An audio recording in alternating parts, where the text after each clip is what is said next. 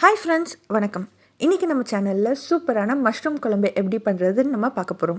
So வீடியோக்குள்ளே போகிறதுக்கு முன்னாடி நீங்கள் இன்னும் நம்ம சேனலை சப்ஸ்கிரைப் பண்ணலைன்னா மறக்காமல் சப்ஸ்கிரைப் பண்ணிவிடுங்க.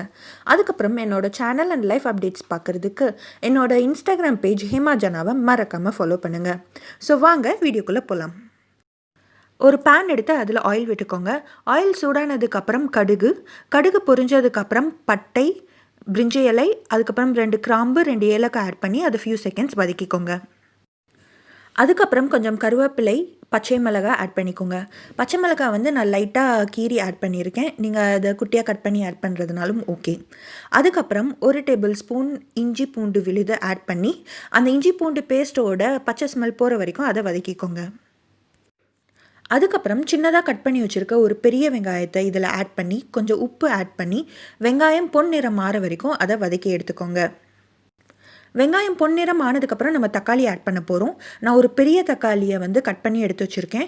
அதை இதில் ஆட் பண்ணி தக்காளி நல்லா வெந்து மசிகிற அளவுக்கு நம்ம வந்து அதை வதக்கிக்கணும். ஸோ தக்காளி நல்லா வெந்துருச்சு. இப்போ வந்து நம்ம மசாலா ஆட் பண்ணலாம்.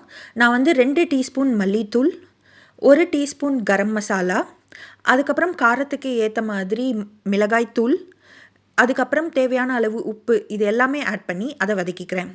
நான் ஃபஸ்ட்டே வந்து மஞ்சள் தூள் ஆட் பண்ண மறந்துட்டேன். ஸோ நான் வந்து 1/2 டீஸ்பூன் மஞ்சள் தூள் இப்போ ஆட் பண்ணி அதையும் வந்து நான் சேர்த்து வதக்கிக்கிறேன். ஸோ இதை மசாலா ஸ்மெல் போகிற வரைக்கும் நல்லா வதக்கிக்கோங்க.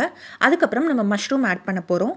நான் வந்து 250 கிராம் மஷ்ரூமை வந்து 4 பீஸாக கட் பண்ணி வச்சுருக்கேன்.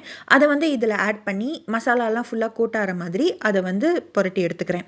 ஸோ கொஞ்ச நேரத்துலேயே வந்து மஷ்ரூம் தண்ணி விட ஆரம்பிக்கும். ஸோ தண்ணி விடட்டும். அதுக்கப்புறம் வந்து நம்ம தேவையான அளவு தண்ணி ஆட் பண்ணிக்கலாம். ஸோ இப்போ பார்த்தீங்கன்னா தெரியும், மஷ்ரூம் தண்ணி விட ஆரம்பிச்சிருச்சு.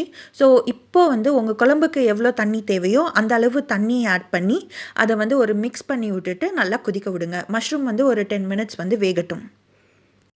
ஸோ இப்போ சைட்லேயே வந்து நம்ம வந்து தேங்காய் பேஸ்ட் ரெடி பண்ணலாம்.